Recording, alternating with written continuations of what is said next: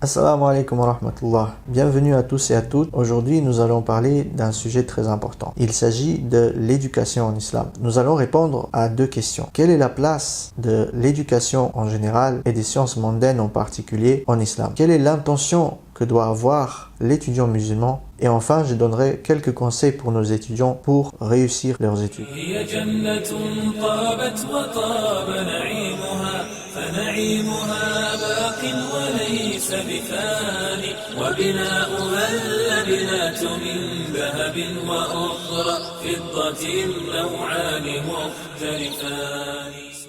Est-ce vrai que l'islam appelle uniquement à étudier les sciences religieuses comme la langue arabe, le Coran, le fiqh, etc. et délaisser les sciences mondaines? Les savants de l'islam disent le fait d'étudier les sciences mondaines bénéfiques est une fard kifaya. Fard kifaya veut dire une obligation qui tombe sur tous les musulmans. C'est-à-dire que si un groupe ne s'occupe pas de cette tâche, alors tous les musulmans sont fautifs devant Allah subhanahu wa ta'ala. Alors un groupe musulman doit obligatoirement étudier les sciences mondaines afin de sauver la communauté du péché. Et il y a des savants qui disent que s'occuper d'une fard kifaya est beaucoup plus méritoire que de s'occuper d'un fard ayn.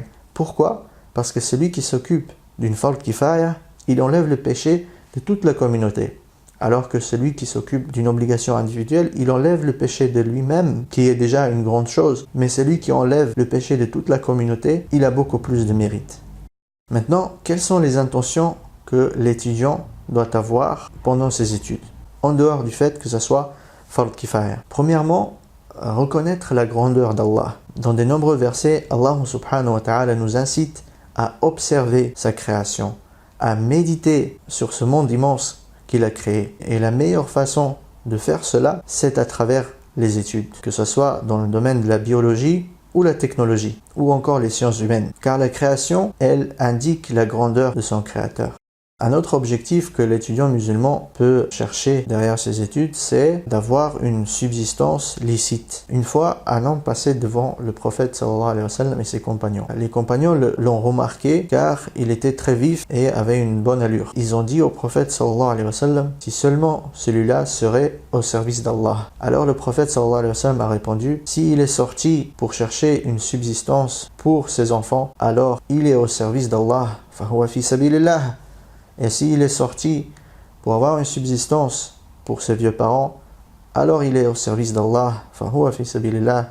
S'il est sorti afin de subvenir à ses besoins lui-même, même ses propres besoins, alors il est au service d'Allah. Par contre, s'il est sorti par vanité et orgueil, alors il est au service de Shaitan. Donc le prophète sallallahu alayhi wa sallam a bien montré que le musulman doit avoir une vie active. Il doit chercher la subsistance pour soi-même, mais aussi pour sa famille. Et s'il fait cela, alors il est au service d'Allah. Et il aura une grande récompense auprès de lui, subhanahu wa ta'ala. Par conséquent, celui qui sort étudier et ensuite travailler pour montrer son orgueil, celui-là, il est au service de Shaitan, comme il a dit le prophète sallallahu alayhi wa sallam. Une autre intention lors de nos études, c'est pour aider les musulmans. La communauté musulmane a besoin de gens compétents dans tous les domaines. Il y a peut-être des millions de personnes qui rêvent d'avoir cette occasion d'étudier ces sciences dans ces pays. Alors, rien qu'avec le partage de tes connaissances, tu pourrais aider énormément de personnes. Mais aussi, si tu gagnes bien ta vie, aide les nécessiteux parmi les musulmans et tu dépenses ton argent dans les projets bénéfiques, alors tu auras une grande récompense auprès d'Allah Azza wa Jalla. Une fois que tu as acquis une bonne intention dans tes études, il suffit juste de faire les causes pour arriver à un bon résultat. Quelles sont les clés de la réussite? Premièrement, ad-du'a.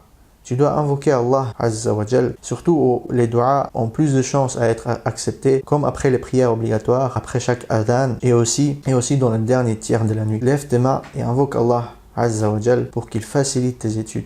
Deuxièmement, une bonne organisation et une discipline. Il faut que tu sois organisé, que ce soit dans tes affaires, mais aussi, surtout dans ton temps. Il faut que tu remplis correctement ton emploi de temps. N'oublie pas d'y inclure aussi les sciences religieuses et aussi le temps pour faire tes adorations. Troisièmement, il faut que tu fasses attention à ton entourage. Si tu ne peux pas réviser à la maison, car il y a beaucoup de monde autour de toi, il y a la télévision, Internet, etc. Je te conseille par exemple de rester à la mosquée entre Maghrib et Aïcha, où tu pourras réviser, que ce soit tes matières de l'école ou tes sciences religieuses.